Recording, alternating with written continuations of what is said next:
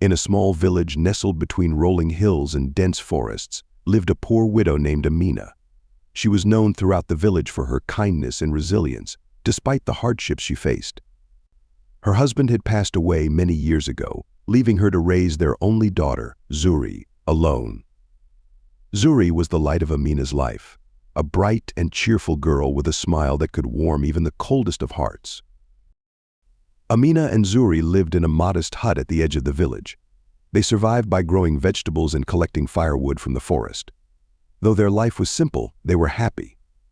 Amina often told Zuri stories about her father, recounting his bravery and wisdom. Zuri would listen with wide-eyed wonder, imagining the father she had never known.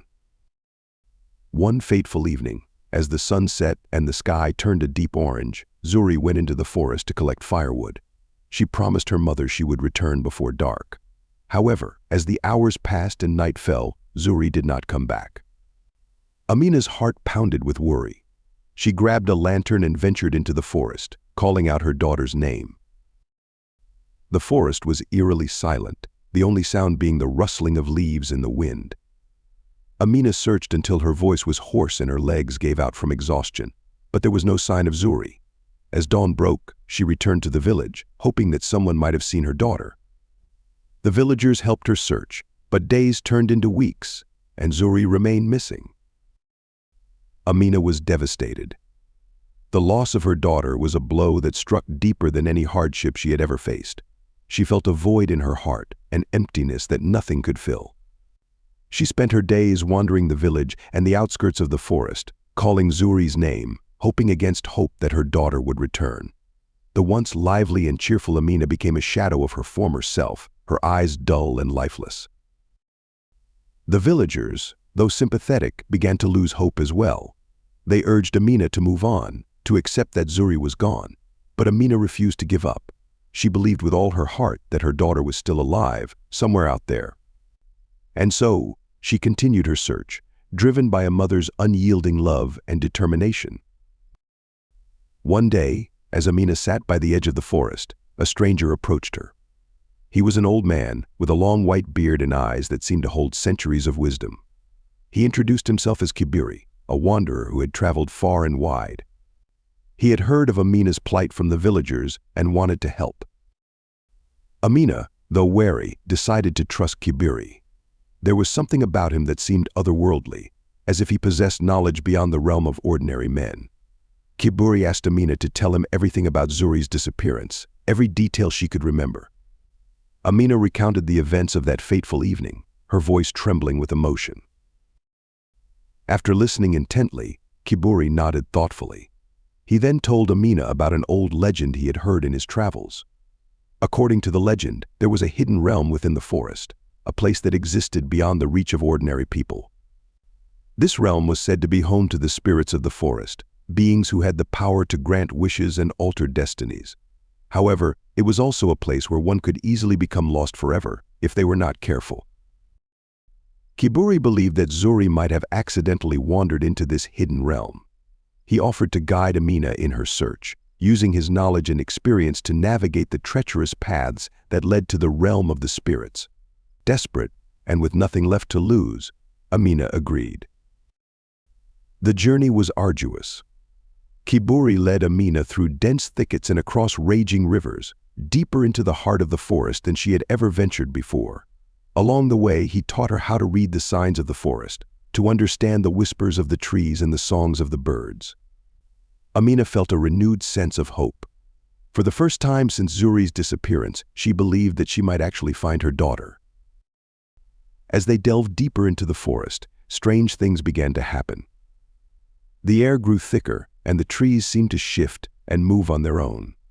Amina saw flickering lights in the distance, like will-o-o, the wisps guiding them forward. Kiburi assured her that they were on the right path, and they pressed on, determined to reach their destination. After what felt like an eternity, Amina and Kiburi finally reached the entrance to the hidden realm. It was a mystical place, shrouded in mist and illuminated by a soft, ethereal glow. The trees here were unlike any Amina had ever seen, their leaves shimmering with an otherworldly light. The air was filled with the scent of blooming flowers and the sound of distant, haunting melodies. Kiburi led Amina to a clearing where a large, ancient tree stood. He explained that this tree was the gateway to the realm of spirits. To enter, Amina would need to present an offering and speak a prayer from the heart. Amina, with tears in her eyes, placed a small locket containing a picture of Zuri and her husband at the base of the tree. She then knelt and whispered a heartfelt prayer, begging the spirits to help her find her daughter. The ground beneath Amina began to tremble, and a bright light enveloped her. When the light faded, she found herself standing in a place that seemed both familiar and strange. It was as if she had stepped into a dream. The landscape was surreal, with vibrant colors and fantastical creatures roaming freely. Amina felt a sense of awe and wonder, but also a deep unease. Kiburi appeared beside her, and together they began their search. The realm of spirits was vast and confusing, with countless paths and hidden dangers. They encountered spirits of all kinds, some benevolent and others malevolent. Kiburi's wisdom and guidance proved invaluable, as he helped Amina navigate the treacherous terrain and avoid the traps set by mischievous spirits. As they journeyed deeper into the realm, Amina began to hear faint whispers calling her name. She followed the sound, her heart racing with anticipation. The whispers grew louder, leading her to a beautiful grove filled with radiant flowers and sparkling streams. In the center of the grove stood a figure that made Amina's heart skip a beat. It was Zuri, her beloved daughter. She looked just as Amina remembered, her eyes filled with the same bright, cheerful light. Amina ran to her and embraced her tightly, tears of joy streaming down her face. Zuri, though initially confused, soon recognized her mother and hugged her back, overwhelmed with emotion. As Amina and Zuri reunited, the grove seemed to shimmer with a newfound brilliance. However, their joy was short-lived. A figure emerged from the shadows, a tall and regal spirit with a stern expression. He introduced himself as the guardian of the realm, a powerful being tasked with maintaining the balance between the worlds. The guardian explained that while he sympathized with Amina's plight, there was a reason Zuri had been brought to the realm of spirits. She possessed a rare gift, a pure heart, that had the potential to bring great harmony to the realm. The spirits had chosen her to stay and help maintain the balance. If Amina wished to take her daughter back, she would have to pass a test of heart, proving her love and dedication. Amina, determined to do whatever it took, agreed to the test. The guardian led her to a series of challenges, each designed to test her courage, wisdom, and selflessness. The first challenge was a trial of bravery. Amina had to face her deepest fears, confronting terrifying illusions and overcoming her own doubts. With Kiburi's guidance and the thought of Zuri's safety driving her forward, she managed to conquer the trial. The second challenge tested her wisdom. Amina had to solve complex riddles and navigate a labyrinth filled with illusions and deceptions. She drew on the lessons Kiburi had taught her, as well as her own instincts, to find her way through. Each riddle she solved brought her one step closer to reuniting with her daughter. The final challenge was the most difficult. It was a trial of selflessness. Amina was presented with a choice: she could either save Zuri and return to the mortal world, or she could stay in the realm of spirits and take her daughter's place, ensuring the balance remained intact. The decision weighed heavily on her heart. She loved Zuri more than anything, but she also knew the importance of the balance the guardian spoke of. With tears in her eyes, Amina made her choice. She told the guardian that she would stay in the realm of spirits, sacrificing her own freedom and happiness for the sake of her daughter and the balance of the realms. The guardian, moved by Amina's selflessness and love, smiled warmly. He declared that Amina had passed the test of heart.